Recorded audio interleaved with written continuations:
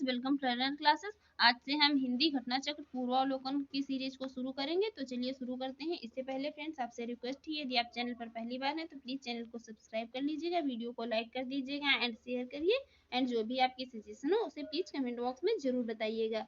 आज का टॉपिक रहेगा हमारा हिंदी भाषा एवं उसकी बोलियां, उत्पत्ति एवं विकास। ये सीरीज का जो है पहला वीडियो है। चलिए शुरू करते हैं, देखते हैं पहला क्वेश्चन। पहला क्वेश्चन है यहाँ पर आस्ट्रिक परिवार की प्रमुख भाषा है। हम यहाँ पर सिर्फ राइट आंसर ही बताएंगे जिससे कि हमारी वीडियो जो है ज्यादा लंबी ना हो सके।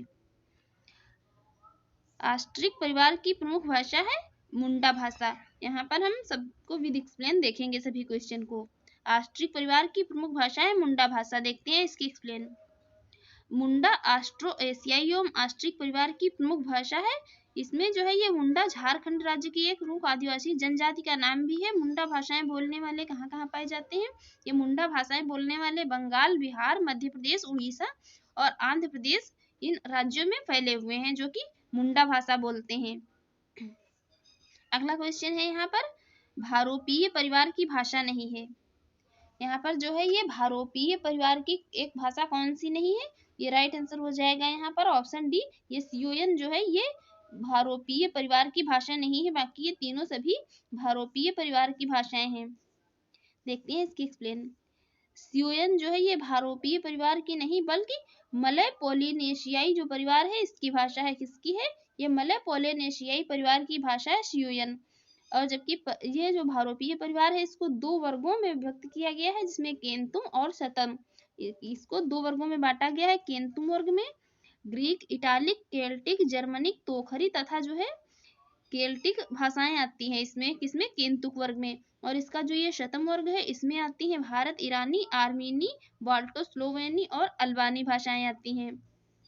इसमें जो है ये गियर्सन ने भारत ईरानी के 3 उपवर्गों का उल्लेख किया था। इसमें किसका? ईरानी, दरत तथा भारतीय आर्य भाषा। भारतीय आर्य भाषाओं को जो है विकास 3 चरणों में माना जाता है, जिसमें है प्राचीन भारतीय आर्य भाषाएं जो कि वैदिक संस्कृत एवं लौकिक संस्कृत है, और मध्यकालीन भारतीय आर्य भाषाएं हैं जिसमें शामिल है पाली, प्राकृत, अपभ्रंश तथा अवहट्ट। और ये जो आधुनिक भारतीय आर्य भाषाएं हैं इसमें शामिल है हिंदी, बंगला, पंजाबी, सिंधी, उड़िया तथा मराठी और गुजराती जो है ये सभी भाषाएं किसमें शामिल है? तो ये आधुनिक भारतीय आर्य भाषाओं में शामिल है। इसमें जो है ये इटली, फ्रांस, स्पेन में केल्टी जातियां बसी थी। इसी आधार पर जो है इनकी भाषा को क्या कहते हैं? केल्टिक कहते हैं। और इटालिक के अंतर्गत कौन कौन सी आती है? तो इसमें लैटिन, अम्बरी, ओसली, साथ इन भाषाओं को रखा गया है। किसमें? इटालिक में। और ये जो जर्मनिक या ट्यूटानिक उपवर्ग के अंतर्गत इसमें है जर्मन, डच, डेनिश, फ्लेमिश और नॉर्वेजी और ये स्वीडिश भाषाएं इसमें सम्मिलित है। किसमें? जर्मेनिक या ट्यूटानिक उपवर्ग के अंतर्गत। अगला क्वेश्चन है यहाँ पर दिए गए विकल्पों में से द्रविड़ परिवार की भाषा कौन सी है? यहाँ पर द्रविड़ परिवार की भाषा की बात हो रही है तो द्रविड़ परिवार की भाषा है Kannada. Right answer option E, Dravida परिवार की भाषा है कन्नड़। देखते हैं इसकी एक्सप्लेन। ये कन्नड़ जो है ये द्रविड़ परिवार की भाषा है। इसके अतिरिक्त इसकी कौन कौन सी और भाषाएं हैं? तो इसके अतिरिक्त इसकी तमिल, तेलुगु और मलयालम जो है ये तीनों भाषाएं भी द्रविड़ परिवार की भाषाएं हैं। द्रविड़ भाषाओं को पहली बार 2वीं शताब्दी ईसा पूर्व कहाँ तमिल ब्राह्मी लिपि के रूप में तमिलनाडु के मदुरै और तिरुनेलवेली के जिलों में गुफा की दीवारों पर अंकित किया गया था। इसमें जो है ये भोलानाथ तिवारी के अनुसार क्या है? बिहारी, बंगाली, उड़िया और असमिया जो है ये मगधी अपभ्रंश से विकसित भाषाएं हैं। ये भाषाएं किससे विकसित है? तो ये मागधी अपभ्रंश से विकसित हैं। अगला है यहाँ पर एकाक्षरी भाषा परिवार से तात्पर्य है। एकाक्षरी भाषा परिवार से क्या तात्पर्य है? इससे तात्पर्य है ये चीनी भाषा परिवार है। एकाक्षरी भाषा परिवार चीनी भाषा परिवार है। राइट आंसर होगा ऑप्शन बी। चीनी एवं तिब्बती भाषा परिवार को क्या कहा जाता है? इसे एकाक्षर परिवार की भाषा कहा जाता है। इसकी आकृतिगत विशेषताओं को प्रभावित करता है यह, और इस परिवार की भाषाओं का मुख्य क्षेत्र है तो इसमें चीन, तिब्बत एवं म्यांमार शामिल है। भूटान एवं भारत के उत्तर पूर्व क्षेत्र भी इसमें शामिल है। और इस परिवार की मुख्य भाषा क्या है? तो इसकी परिवार की मुख्य भाषा है चीनी भाषा। अगला है यहाँ पर कन्नड़ का संबंध किस भाषा परिवार से है? ये है द्रविड़ भाषा परिवार से। Right answer option B. इसका द्रविड़ भाषा परिवार से है। द्रविड़ भाषा परिवार से संबंधित है तमिल, तेलुगु, मलयालम, कन्नड़ भाषा जो है कर्नाटक राज्य की भाषाएं हैं ये सभी। अगला है हिंदी किस परिवार की भाषा है? हिंदी किस परिवार की भाषा है? ये है भारोपीय परिवार की भाषा। Right answer option B. Friends यहाँ से जो है आने वाले वीडियो री एग्जाम में जो है बहुत सारे क्वेश्चन देखने को मिलेंगे, तो प्लीज अगर आपको ये वीडियो अच्छी लग रही हो, आपके लिए यूजफुल हो रही हो, तो चैनल को सब्सक्राइब कर लीजिए। देखते हैं इसकी एक्सप्लेन। ये हिंदी जो है तो ये भारोपीय परिवार की भाषा है। भारोपीय परिवार की मूल भाषा का समय जो है 2700 वर्ष ईसा पूर्व माना जाता है। भारोपीय परिवार को क्या कहा जाता है? इसे इंडो जर्मनिक आर्य परिवार तथा भारतीय हित्ती परिवार भी इसे कहा जाता है। अपने ये भौगोलिक विस्तार के कारण इसे भारोपीय परिवार नाम कहा दिया गया। ये अधिक समीचीनी पाया गया है इस परिवार की भाषाओं के लिए। फॉन बेड्रिक ने जो है 100 की संख्या को आधार रूप में ग्रहण करके केंतुम और शतम वर्ग निर्धारित किया है। लैटिन में 100 की संख्या के लिए केंतुम और संस्कृत ईरानी में क्रमशः शतम और शतम का जो है शतम और शतम का प्रयोग होता है। शामी परिवार के अंतर्गत जो इसमें कनानीय, फिनिशीय, इब्रानी, अरबी, अरामी और आमीरी, आबिसिनिया एवं प्राचीन जो है सुमेरियाई शामिल हैं। इसमें हामी शाखा में जो है प्राचीन मिस्री, कॉप्टिक, सोमाली, गल्ला नामा आदि जो भाषाएं इसमें शामिल हैं। और ये पापुई परिवार के अंतर्गत जो है न्यू गिनी की मफोर भाषा आती है। अगला क्वेश्चन है यहाँ पर निम्नलिखित में से कौन सी आर्य भाषाओं में शामिल नहीं है? इसमें से कौन सी है जो कि आर्य भाषाओं में शामिल नहीं है? आर्य भाषाओं में यहाँ पर जो है ऑप्शन सी तुर्की, ये आर्य भाषाओं में शामिल नहीं है। बाकी ये तीनों जो है किसमें आर्य भाषाओं में शामिल हैं। तुर्की, मंगोल, मंचू, तुंगस भाषाएं अल्ताई जो है भाषा परिवार की भाषाएं हैं, जबकि अंग्रेजी, संस्कृत, प्राकृत, भारोपी ये भाषा परिवार की हैं। यहाँ पर जो है विश्व के प्रमुख भाषा परिवार देख लेते हैं। विश्व के प्रमुख भाषा परिवार इसमें है भारोपीय आर्य भाषा का है। इसमें ये द्रविड़ और ये सामी हामी, ऑस्ट्रिक और फिनो-उग्रिक ये सभी जो है क्या है? अल्ताई, चीनी, काकेशियन और अमेरिकी भाषाएं ये सभी क्या है? विश्व के भाषा परिवार हैं यहाँ पर।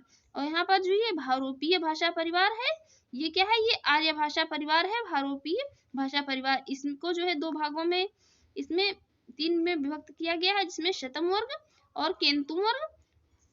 शतम वर्ग के अंतर्गत इसमें रखा गया है संस्कृत शतम को, अवेस्ता शतम को, फारसी शतम को और लिथुआनियन शतम को, जिसे कि रूसी तो भी कहा जाता है। और इसमें बल्गेरियन शुतो जो है ये सभी शतम वर्ग के अंतर्गत आते हैं।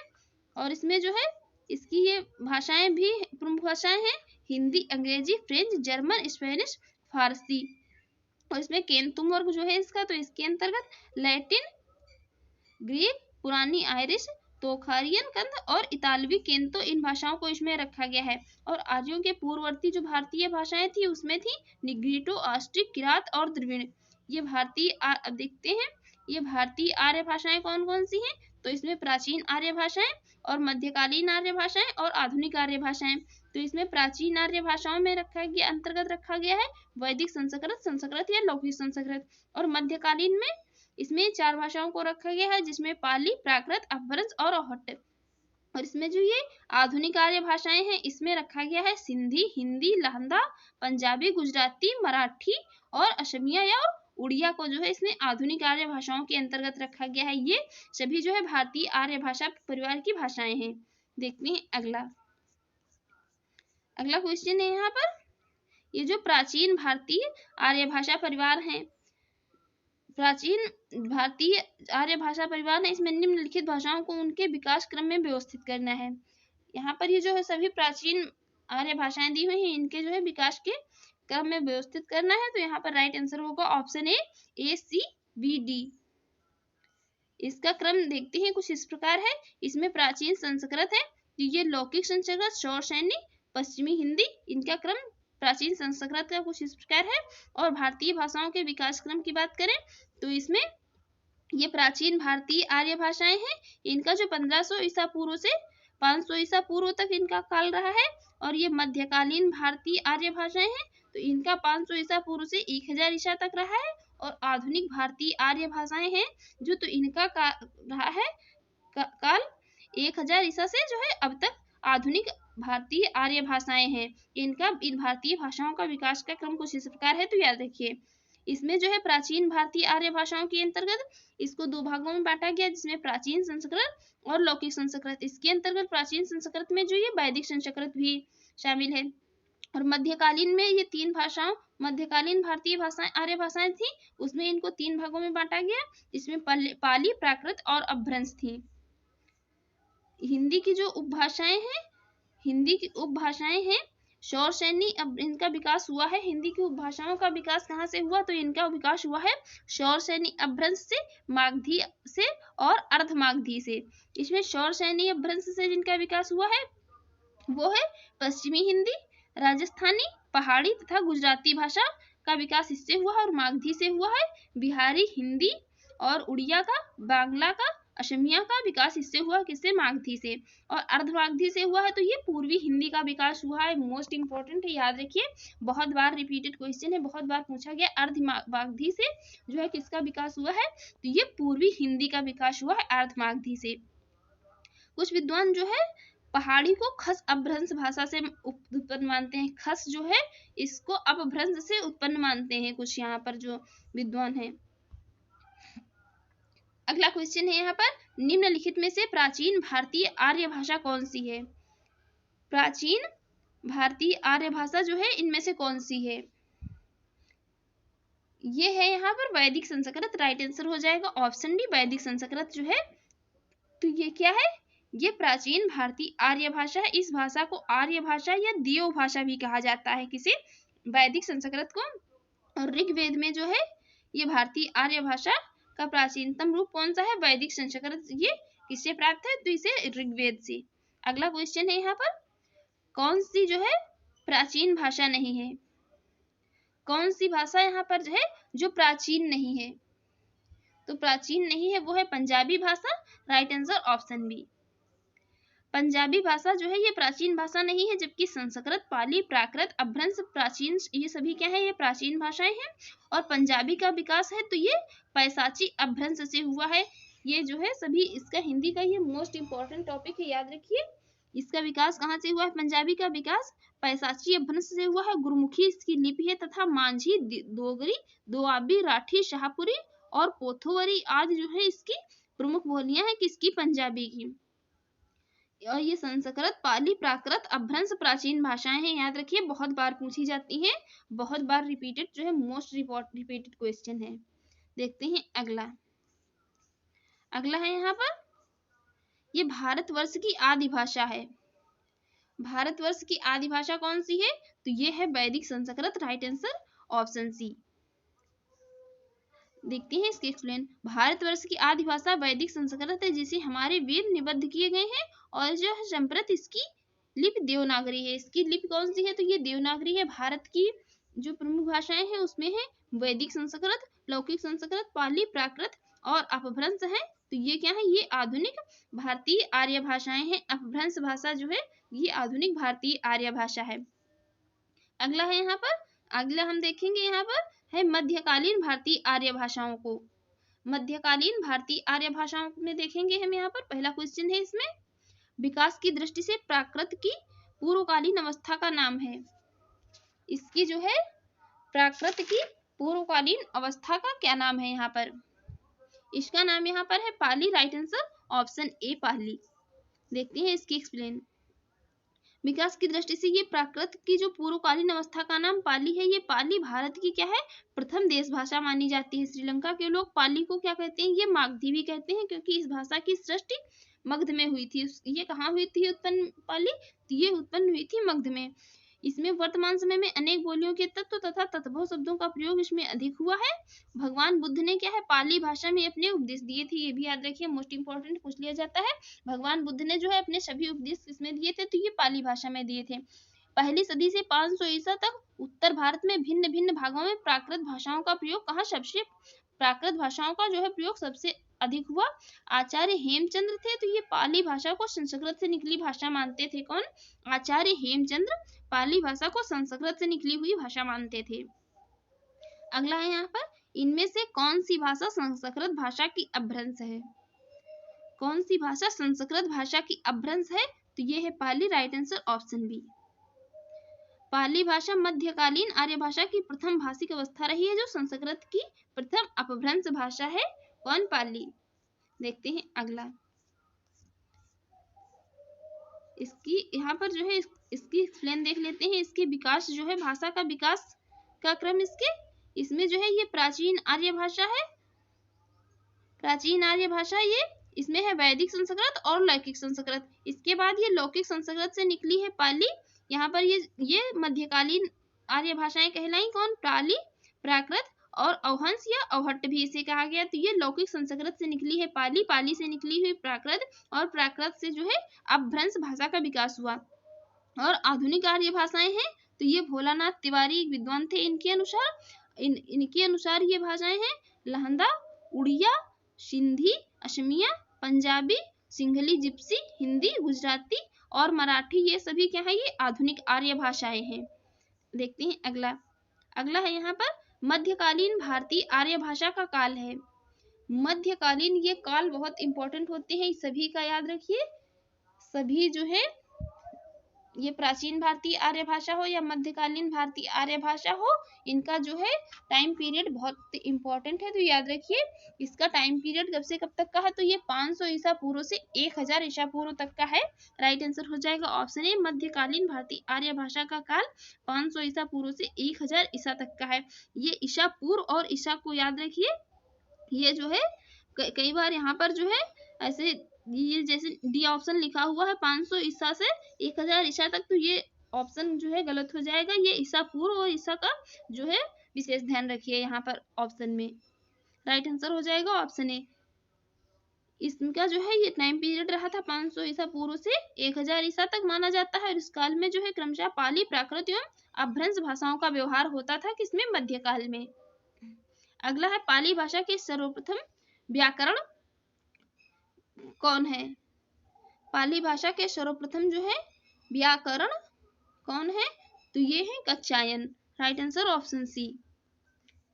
देखते हैं इसकी एक्सप्लेन। इसमें पाली भाषा ये मध्यकालीन आर्य भाषा की प्रथम अवस्था रही। इस भाषा के प्रथम व्याकरण कौन थे? तो ये कात्यायन थे। और ये पाली भाषा जो है ये बौद्ध धर्म की भाषा भी रही थी, क्योंकि गौतम बुद्ध ने सभी अपने उपदेश दिए थे ये पाली भाषा में ही इन्होंने दिए थे। और पाली भाषा के ग्रंथ हैं। इसके व्याकरणाचार्य जो थे ये इसके व्याकरणाचार्य थे पाली भाषा के कात्यायन। इनके अनुसार इसमें कुल ध्वनियां थी, ये थी 41 ध्वनियां। कात्यायन इसके व्याकरणाचार्य थे और इसमें कुल ध्वनियां थी तो 41 थी। याद रखिए पाली भाषा में कुल ध्वनियां थी 41। और इसके ग्रंथ थे धम्मपद, मिलिंद और महावंश जो है इसके ये तीनों ग्रंथ थे, इंपॉर्टेंट थे। याद रखिए पाली भाषा के ये ग्रंथ थे धम्मपद, मिलिंद और महावंश। और पाली भाषा के जो है व्याकरणाचार्य थे 2 लोग यहाँ पर, ये कात्यायन और कौन थे? मुगलान। कात्यायन और मुगलान थे ये पाली भाषा के व्याकरणाचार्य थे।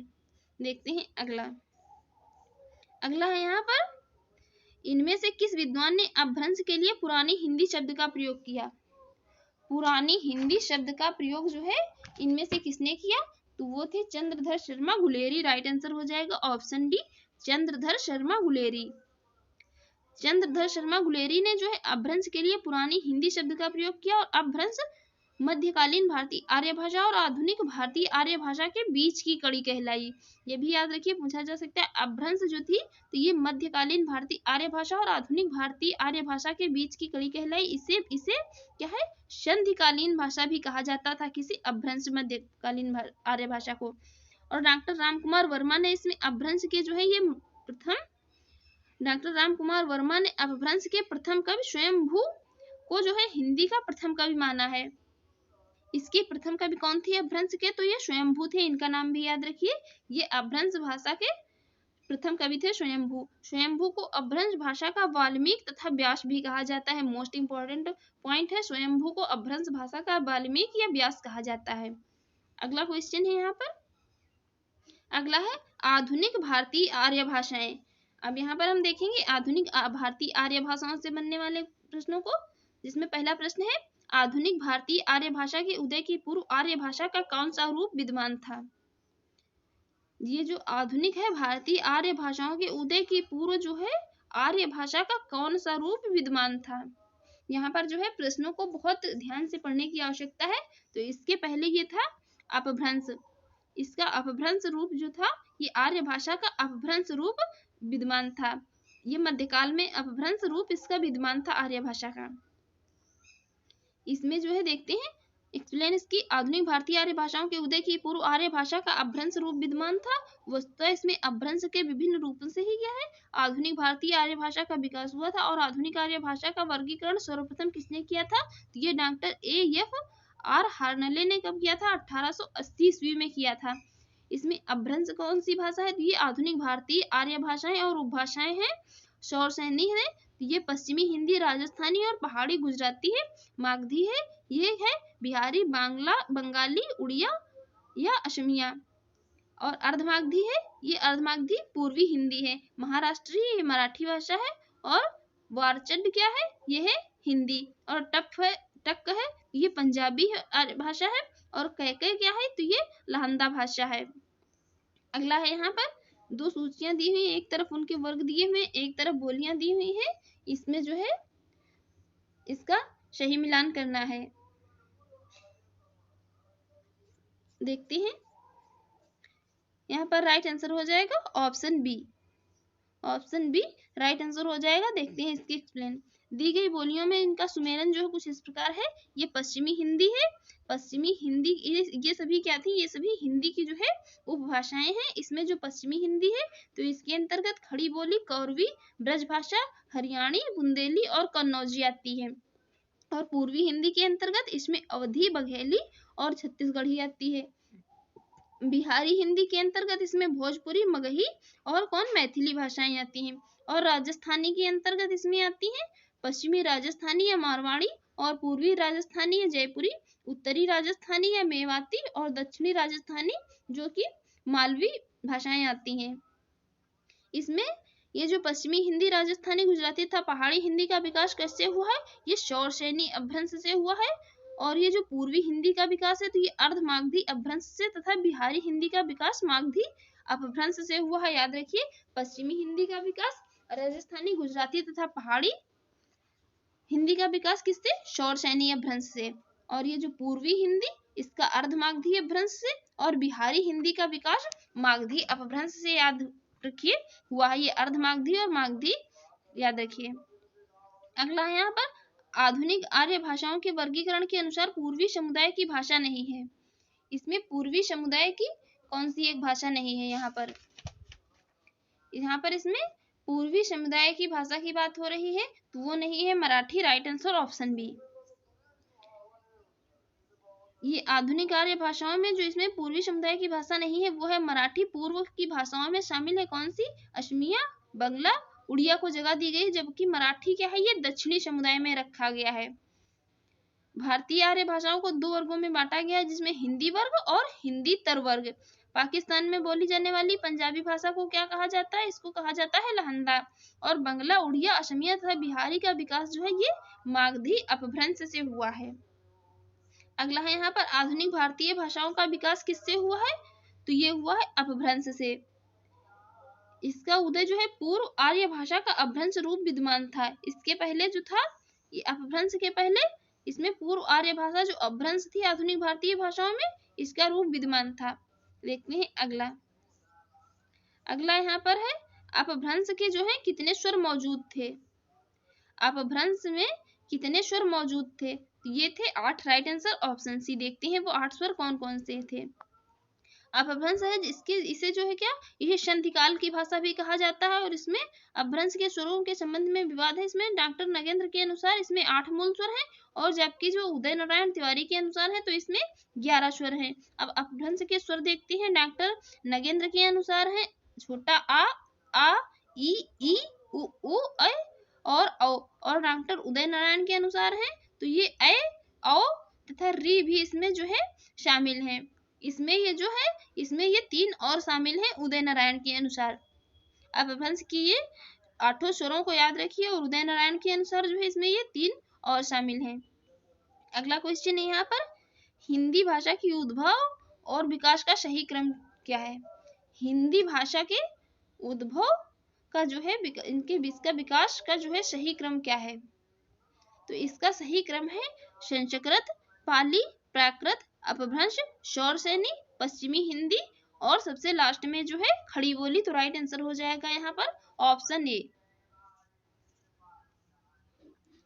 हिंदी जो है याद है, ये जननी संस्कृत है। हिंदी कहाँ से उत्पन्न हुई है? तो इसकी जननी है संस्कृत, और संस्कृत पाली प्राकृत भाषा से होती हुई अपभ्रंश तक पहुंचती है। फिर अपभ्रंश क्या है? अवहट्ट से गुजरती हुई प्राचीन प्रारंभिक हिंदी का रूप ले लेती है। हिंदी के भाषा के इतिहास का आरंभ अपभ्रंश से माना जाता है, और हिंदी का विकास क्रम है ये संस्कृत, पाली, प्राकृत, अपभ्रंश, शौरसेनी, पश्चिमी हिंदी और सबसे बाद में जो है खड़ी बोली।